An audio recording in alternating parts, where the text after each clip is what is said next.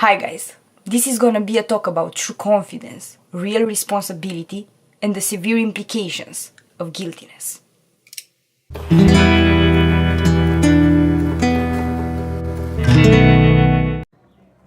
To start this process, first you have to realize that you are already in the place you're trying to get. To let go then means only to regain your default state of being. To get back to who you really are is the easiest thing in the world. What is hard instead is to live in a constant inner turmoil, which is why we all feel the deep need to let go. So why then, if it's an easy thing and we all want it, it seems like it's almost impossible to get it? Well, for a few reasons. The first one is that we forgot that any problem has an internal solution. If you believe that the end of your internal turmoil could be found in or brought by any exterior thing, well then that's the reason it's never ending, because you are looking in the wrong direction. And now by exterior, I don't necessarily mean material. It can also be a person, a relationship, fame, an achievement of any kind. But just think about it. If the end of your internal turmoil could be found in an external thing, then we would have never heard about millionaires with hot wives killing themselves. And we heard about plenty. In order to let go, you have to realize that any question has its answer inside you. You are the control center. You create situations and you have the solutions. If it ever seems like you don't know what to do, just stop thinking and feel. Of course you know what to do. Even this first step may seem pretty hard to accept, I know, but there is a reason for this too. This is what real responsibility means. Awareness is the knowing, and complete responsibility for yourself must be the outcome. It's no one's duty to make you feel happy. There is nothing that can make you feel fulfilled, and is no person that can complete you. You already are complete. You always have fulfillment inside you.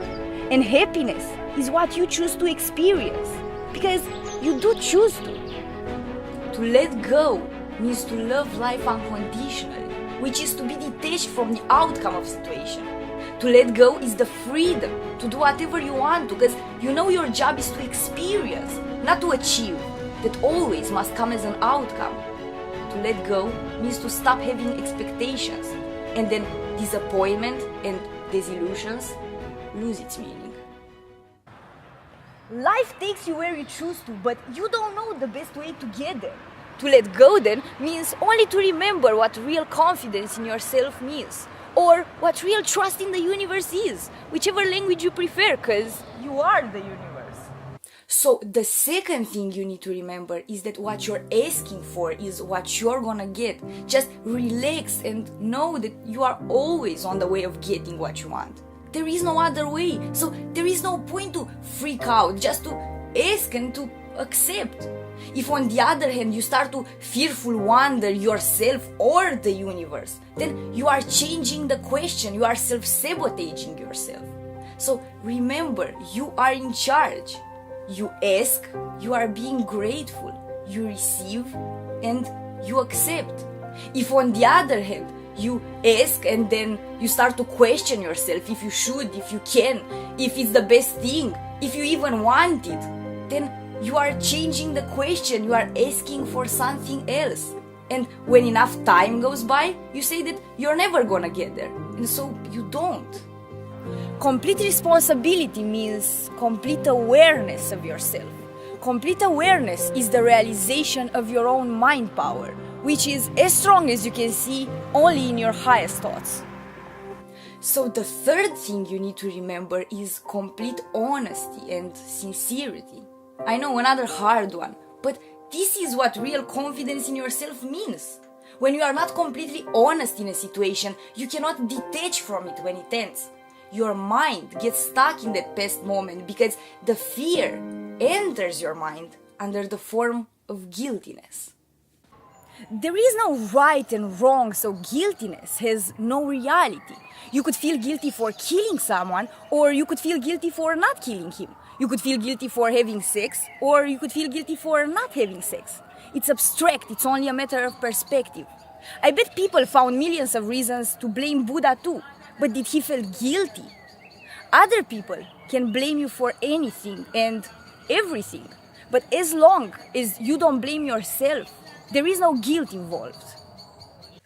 The fourth thing in order to let go is also the most important one. Guiltiness has no reality.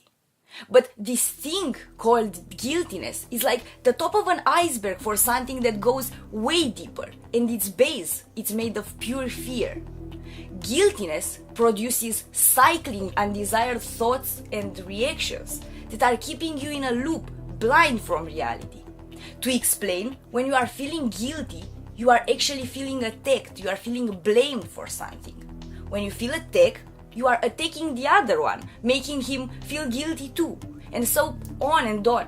While this is happening, you are both changing your thoughts, words, and actions, forgetting who you are and stop seeing the other one for what it is. You might not realize, but this is the guilt. And you cannot let go as long as you are feeling guilty, because guilt comes from fear. And being afraid, it's the very opposite of letting go. So, how can it be fear? Well, it's definitely not love, that's for sure. When you start feeling guilty, you stop loving yourself and the other one. You start blaming yourself instead for making a mistake that might cause you to lose something. So then, what exactly is guiltiness? Well, nothing exactly, but it can be many things. Fear of abandonment, fear for your relationship, fear of your mother, father, society, or God. The deepest fear and the deepest guilt. No matter if you ever went to church or not, which is like the altar for fear and guiltiness, putting it on a pedestal, telling you that the only way to clean your being is to feel as guilty as possible. No matter if you ever grew up in an environment like that or not, we've been all taught, even since we were little, that we should feel sorry for anything that others, society, school, parents, or whatever would disapprove. We've been told that the only way to make it up for a mistake is to think and speak and act as if we are sorry. No one ever told us that we should never feel guilty, because that's only bringing some more of it. So now guilt is seen as a virtue that hides the deepest fear.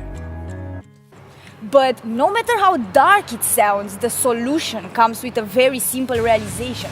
All this fear is produced by your mind and is related only to the matters of the body, which in terms of the absolute is not you. So what seems to be you but is not you?